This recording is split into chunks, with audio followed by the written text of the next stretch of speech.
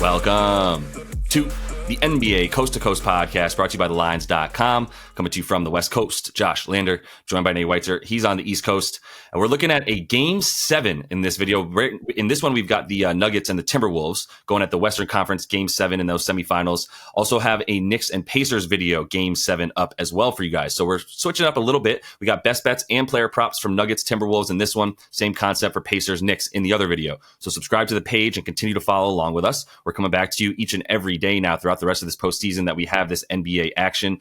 Also want you to head to thelines.com and use everything we have up on the site these days, looking at some future series prices, looking at the current series as well, and obviously game by game with some player props articles. So make sure you check all that stuff out. But Nate, let's go ahead and keep it rolling here with Game 7s, talking about these Timberwolves and Nuggets. Who you got? I do not have a winner, but I do have an over for the first half, over 96.5. Didn't work out in Game 1, which is how I started this series. And I know there's this Game 7 reputation that like everybody comes out tight, can't make shots early. And you've seen some of that in recent results in NBA history. But I will say that there hasn't been a Western Conference Game 7 except for this Warriors-Kings game last year in the first round. And I mean, while those are completely different teams in terms of their style of play, and you would expect more points, it was a defending champion back against the wall against a young upstart team with some guys who are absolute killers like De'Aaron Fox. And, you know, that one ended 58-56 at halftime and went way over in the first quarter as well. So there were not a ton of nerves there in terms of the situation. And, like, who's scared here? Is Edwards scared? Like, have you seen his game log in elimination games? Like, he is not going to be nervous. Is Mike Conley scared in his 88th playoff game in fifth Game 7? No, and he was a huge boon for the Wolves getting organized, as we saw in Game 6. They got to 59 and shot very poorly, actually, in that last game, 42 and 24%. Got to the line a little bit, started to bully the Nuggets a little bit. We saw them unlock the mismatches for Nas and Cat, who actually calmed down and was able to score on guards when they switched on to him. Denver's all cross-matched, right? They're all freaked out with Jokic trying to get on Gobert. Minnesota's been able to kind of switch that up and put Jokic on guys he doesn't want to be on.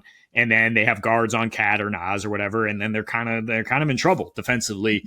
But I mean, the biggest thing I know about this game, and you asked me to like pick a winner, it's like I don't know, but I do know Denver is not going to shoot that poorly. And like that's the one thing watching Game 6 was like, this is a complete outlier. And people are like, you know, praising the Wolves defense, like, look at this lockdown defense. It's like, yeah, I mean, they played pretty well. They had good energy to get the Nuggets a little bit sped up or off rhythm. The Nuggets missed a ton of open threes, shoot 19% on what I would consider is like 80% of those were like butt naked threes. Like it was just like guys being like putting extra pressure on themselves. Like, I got to stop this run. I got to hit this one. And it was just back heel. It was like not a bad miss. Like they're not shook. MPJ might break out of his shooting slump. Jamal, we'll see with the elbow, but like he's been so rough in these last three that there's nowhere to go but up, really. And Aaron Gordon is a rock for this team, like who's going to keep going. And then, yeah, you think like Jokic was fine in that first half. I mean, 16 points on 50% shooting. It's just everybody else shot 23%. And you saw him at the end of the Game 4, just like, you know, you see the determination. I mean, he's a different type of player than the typical NBA star, but you know he's going to come back and have a good offensive game, set the tone early. So I don't know if I worry about Denver to score. Maybe you worry about Minnesota scoring on the road, but like the way they've come out in those first two in Denver, and the way they played with when they had Conley, who they didn't have in Game 5 in Denver, mind you, the one that they didn't score well since the opener here. I think both teams are going to score at least, and you're getting like 96 for the first half versus 101 for the second half based on the game total. And I just disagree with that in terms of how this game should play out in terms of people like tightening up down the stretch. I think that's kind of like one of your main points there, right? Is like, you don't think that they're going to come out nervous, and that would probably be the explanation for the books giving you 5 more points on the total in the second half. What they think they're going to like settle in or something. But I would agree. Now, I mean, for the Nuggets, it is the first time they're being legitimately tested, right? Even though they had that series against the Timberwolves last year that they said was the toughest one that they've had, it was still a 5-game series. They haven't played a 7-game series, so we don't really know necessarily. But we do know that, like, you know, Jamal coming out and doing big things would be likely. It's just, yeah, his injury is a bit nerve-wracking. Ant's back injury as well. I mean, I haven't heard much about that, but that would be a potential concern. Either way, 96 and a half in the first half. What's that? He's 22. He can ball all day. He'll be fine. It's a good point.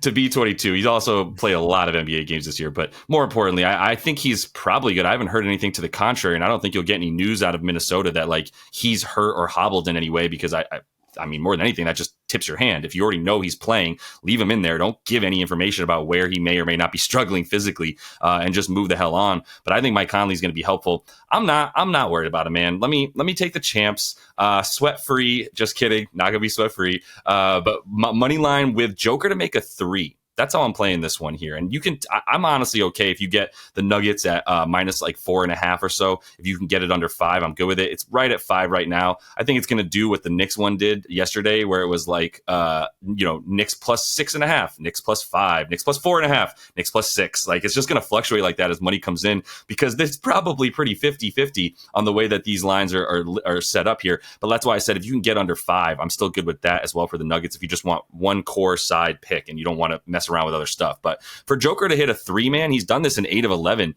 in this series at this point. And you brought up the shooting in general. I guess I'll just start with that for the game in general. Like, yeah, you can't make 19% of your threes like they did last game and usually feel like you're going to win and bank on that. But I would also argue those threes were, it's not that they were bad shots, it's that they were ill-timed shots. Like, there were some in there that was all right, that's not bad. Some of them were bad, by the way, like especially Michael Porter Jr. taking a couple as things were getting out of hand, right? And then they stopped shooting those. So this is the flow of the game, is basically they go up, then they go down, right? And then when they go down, they start shooting a ton of threes. They took 6 threes there in the in between the time where they started going down on an 18-0 run.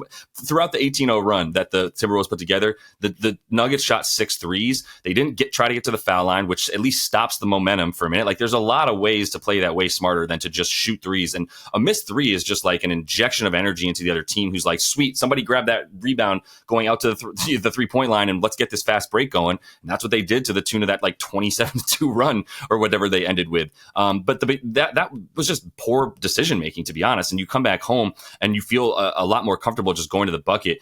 I still think like the 3-point shooting will be better because it won't be forced. That's kind of the main point there. The looks that they'll get will be a lot better. Michael Porter Jr., not very many looks right now. I'm not ready to necessarily. This is the game that I would pick for him. I tried him last game that he shot 7 threes, didn't make one. I was not going to take him on the road in game 6, but he's back at home where he makes a lot more. So I think we can at least bank on him being better than like 0 for 2, 0 for 5, 2 for 7. Like, if he's going to take 7, I'm going to put him on 3 in this game. The thing is Jaden McDaniels did switch onto him. They took him off of Jamal Murray and put him onto Michael Porter Jr., because that was a clear directive, which we talked about here in like game 3 moments, where we were like, look, they're now have JMD on Michael Porter Jr. because he's not allowed to beat them with threes anymore. They know that that's just such a big dagger in their back. But I still think he'll be better at home. Without him on there, it's going to come down to Murray's health a bit. But at the end of the day, I'm gonna trust in Joker to take over this thing. And honestly, the way Aaron Gordon is playing as well, I'm really, really into it. We've talked about it as well ad nauseum to a degree. Like, Aaron Gordon now being involved in the action way more has put Rudy in uncomfortable situations, which is what they need. I'm not saying Joker's last game, like it wasn't like there was that many changes in the last game. It was a lot of bad shooting for the Wolves. They didn't do much differently. It's still Cat on Jokic with Rudy Gobert coming help side, and they're just working around that. The biggest change they made is Jaden McDaniels taking out Aaron Gordon. But either way, I still, like I said, the 3-point shooting, it's going to regress back to the win. It is pretty important for the Nuggets. 36.5% shooting from deep in their wins in the playoffs versus 29.9% in their losses. It's a little bit bigger difference there than the Nugget Timberwolves, rather, who on the playoffs 37% from 3 in their wins, 33% in their losses. So they're still pretty good from deep in their losses for a team that's losing. When you shoot 33%, not ideal. 37 would be wonderful, obviously, and that's what they do in their wins. But also 37 is just an average 3-point percentage. It's probably like 15th, 14th in the NBA during the regular season. And it's not like outstanding. So it's not like they have to shoot really well. My point is just for comparison, the Nuggets, it is pretty important to them because most of their dudes are going to be spot ups off of Jokic at this point, outside of Murray Murray and Aaron Gordon, right? Obviously, everybody else that comes in is a lot more dependent upon that. So for Jokic, though, this is something he keeps doing against this team, especially, right? We've talked about this as well, taking him at times for like 2+ threes made, which was some pretty good money, which he's done a couple times in this series. And he'll keep attempting him. If he's going to keep putting up 4 per game, and in this series, actually a closer to 5, but in the playoffs, even against the Lakers, 4 per game, then yeah, I'll take him to hit 25%, add it to this line here for the money line instead of worrying about the 5.5 points if you think we'll finally have a close game, and then getting that to plus or minus 125 on DraftKings. Yeah, I mean, we highlighted coming into the series, he takes more threes against the Wolves or Rudy Gobert than any other matchup. And you saw the one in this series where you only 0 for 1 from 3 is because Rudy Gobert did not play, right? So, yeah. I mean, he doesn't really want to shoot these threes, but sometimes he's just left so open that he knows he has to at this stage in the series. Like he does, like you said, he doesn't want to give them life by missing a 3. But once he gets into rhythm, which he's probably going to in this one, like he's fine taking those. And then, having that open up the rest of his game, like he knows he has to hit one to just keep them a little bit honest. And I mean, 25 points, if you just add that, then you're at even money instead of the minus 125. Like I think the Joker, is probably good for 25. Is that FanDuel or DraftKings? Yeah. Just check that on FanDuel. Minus 102 is what that adds to it. I mean, they need him to score, right? With Jamal not necessarily playing that well, and they need Aaron Gordon to score. So I'm gonna go back to the well here, and instead of rebounds assists, which we hit in that blowout somehow, I'm gonna go points rebounds, which is plus 100. And I think the rebounds, it's just on its own over 6.5 is still good. It's just minus 120 now. So trying to get a little bit better value. I mean, I think he goes over both. He's averaging 19 and 8.3 in his last 3 here. Also 5 assists per game, but I'm not tacking on 5 assists, which for the 26 PRA. Like I'm just not trusting that to continue, even though he is, still nominally the point guard at times, right? I mean, that's what's happened in these last 3 adjustment wise. I mean, you also got to think about the Wolves adjustment on the other side, which is that they've tried to get Joker switched off Rudy more often. And that's the MO, is like tire him out a little bit, right? Get him on Cat so he has to guard on the perimeter. And that's led to a lot more rebound chances for Gordon, right? If Jokic is off Rudy, then Gordon is probably switched back down there. And then he's got to board up. His rebound chances have gone from 8 to 10.7 in these last 3. Joker has actually deferred more in these last 3, 2.3 times per game versus 1.3. And Gordon's grabbing 78% of his rebound chances because he's the point guard, right? So it's like we talk about with Luka or SGA, like we want him to grab it so that we can go initiate the other way. As good as Joker is, doing that role himself, like he's not trying to do it all, and his rebounds are way down in the series per usual. So, I mean, that's with Gordon as far as the rebounding, but I mean, also scoring, like I said, he's been the most reliable guy for Denver up and down throughout the series, right? I mean, he got 12 and 8 in just 28 minutes in this game 5, was probably the only guy who played well for that short blowout stint. Now shot a ridiculous 77% in 3 games at Minnesota, still shooting 56 and 43% at Denver in this series. He's been a thorn in the Wolves side. Murray's hurting, like we said, 15 points, only 24% usage. AG has 20% usage in these last 3. And the Gobert, like he's so aggressive with the Joker help, and the Wolves were so quick to double Joker in this last game that it just opens up Gordon so much. Like they're clearly going to live with it, whether it's him shooting a 3, driving baseline, or finishing that lob dunk if Joker can get the pass there. Like they're going to live with Aaron Gordon getting 15 to 20 points, which is his prop.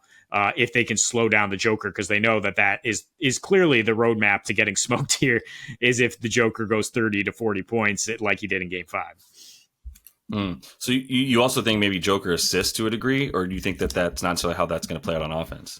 I'm not willing to bank on any of the peripheral stats for Joker based on how this series is played out. Like, no, I just think he has to score, and we'll see what that opens up as far as Denver, capitalizing on that action. But I don't know if it's going to be him getting the assist right out of that. Yeah, that adds up. Yeah, he'll just find the best play no matter what. Supercomputer it and see what happens. Like three passes ahead. That's where his brain will always be. To your point. And if guys will just pass it to where he wants them to pass it after he gives them his pass, then yeah, they'll be in a good spot. He might get some secondary assists, but I still think I like Aaron Gordon a lot. I told you I was going to go with him as well. If you didn't take him, and we make sure we get him in the show here, because I do think he'll continue to perform. The only times he's really gone under is when nobody comes along for the ride with him. To be honest. when it comes to his efficiencies and putting up numbers. And then it turns into a blowout. And then it's like, all right, well, I guess Aaron Gordon's only playing 30 minutes today instead of 36 because it's another blowout in this series. But I'm going to go to the other side of the coin here and take Mike Conley. And obviously, this is the adult in the room that we talk about, the AITR, as we call it here.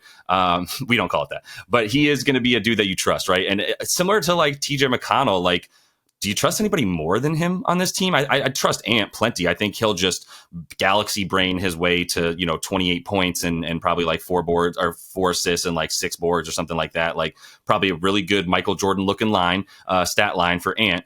But like also Mike Conley, like, is there anybody who's not named Ant that you trust more than Mike Conley in this series? He's and it's not just because he's the adult in the room with the experience, but it's part of it.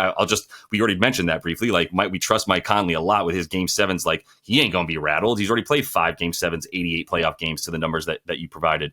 But also he's in the exact position to like get the relief pass from Ant. What I mean by that is when Ant gets doubled, Mike Conley's his first look. It was a big reason why we it wasn't a surprise, let's say, that when Mike Conley was out in game 5 and then Ant's getting doubled, it's like, what do we do? Where's Mike? Oh, he's on the bench, right? And now he's coming back into a situation where they'll probably do something similar. They'll still have like 2 guys that will always be shadowing Ant. One will be guarding him. One will be shadowing him, ready to guard him. As soon as he makes a move towards the rim, there's a dude that's already on him alongside because they can't let him pick up a head of steam. He's a freaking fullback that will just knock you out of his way. But with that in mind, like if they bring that guy over, now you've got Mike Conley, who you trust so much more than Nickeil Alexander-Walker, having a great series, NAW, like no shade, just not a point guard and the guy that you want now controlling the offense. Mike Conley, think of Draymond Green on the Warriors. Steph gets doubled at half court. Now he gives it to Draymond right away. You got 4-on-3. Same concept here, a little bit closer to the basket for the Wolves than where Draymond and Steph were running their pick and roll.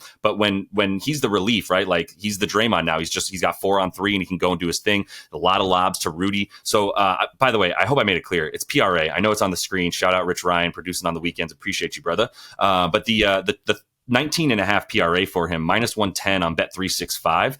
That's something that I feel really good about as well, because I didn't really want to have to choose between the stats here. I still think he's good for like 3 to 4 rebounds. He's been doing that like all series. He only went under once in that he's in one game that he's played. He had 2 boards. So I like adding the rebounds that stay at around 3.5. No problem with that. 3 to 4 seems right. And then the assists, like they're going up a little bit, but you still get better juice for taking them all together. Plus, I think little sprinkle on Mike Conley, 15 points. Ain't nothing wrong with that at all either, because like I said, we'll continue to be a dude who has a decision to either shoot the 3 once the defense is in balance. If they don't come out to him, then he's got the 3. If they do, then he has the decision. So that's why I like all of it, because he has decisions as soon as he gets the ball in his hands with an imbalanced offense that he has the advantage with. But like I said, that 4-on-3. So I'll continue to feel good about Mike Conley as long as he's in there. They're going to rely on him a lot, and he'll make Ant better as well. So if you do want some Ant Edwards stuff, I think those are the 2 dudes that I'd be trusting more than anyone for this series. I mean, Cat has been way better, by the way, on the road than he has at home, which is wild.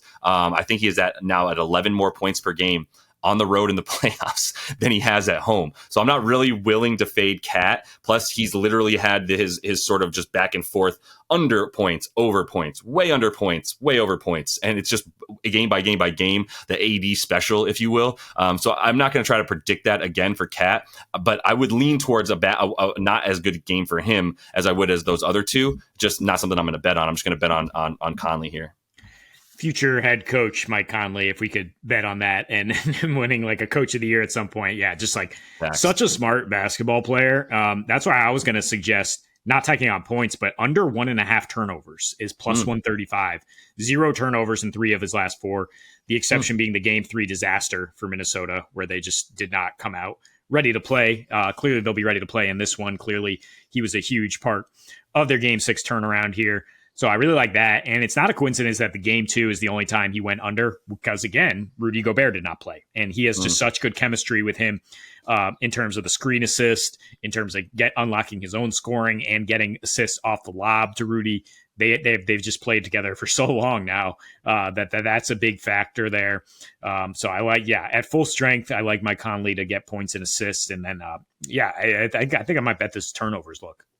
Yeah, that's a good look for plus 135. You caught that on the Jokic under the other day, under 3.5. He got 3 and got plus 125 on that. So yeah, still feel really good about the same concept for Mike Conley under 1.5. Obviously a little bit scary, but dude's just playing so well right now. I fully agree. Everything's slowed down for him. But that is all the time we have for you in this one about the Nuggets and the Timberwolves. Also have Game 7 Knicks and Pacers video up with best bets and play up props in that one as well. So make sure to subscribe to that page and continue to follow along all postseason with us. And until we see you next, happy betting.